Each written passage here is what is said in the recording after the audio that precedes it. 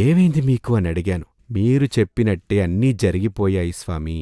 నా భార్య నన్ను వదిలి వెళ్ళిపోయింది. పిల్లలు ఆమెతో పాటి వెళ్ళిపోయారు. డివోర్స్ జరిగింది. నేనొక పెద్ద వ్యాపారంలోకి అడుగుపెట్టాను.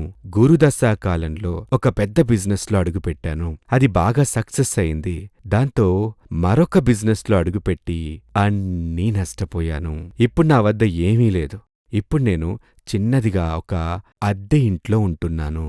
కాబట్టి చూడండి, ఈ జాతకం పవర్ఫుల్గా ఉన్న యోగం ఉంది, యోగం ఉంది, యోగం ఉందని చెప్పి ఒక్క మూర్ఖుడు ఎవరో ఆయనకి సలహా ఇచ్చి ఈ విధంగా అంతా బిజినెస్ చేయాలని చెప్పాడు. నేనేం చెప్పానంటే, ఆ కాలంలోనే మీకు 9వ స్థానంలో రాహు ఉన్నాడు. అది సూర్యుడి ఇంట్లో ఉంది, పాపక్షేత్రంలో ఉంది. ప్లస్ 2లో ఈ కాంబినేషన్ ఉండటం వల్ల మీ తండ్రి ఉండేంత కాలం వరకు మాత్రమే ఈ భాగ్యాలన్నీ, ఆ తర్వాత అన్నీ వెళ్ళిపోతాయి. కాబట్టి ఏవైతే ఉన్నాయో అవన్నీ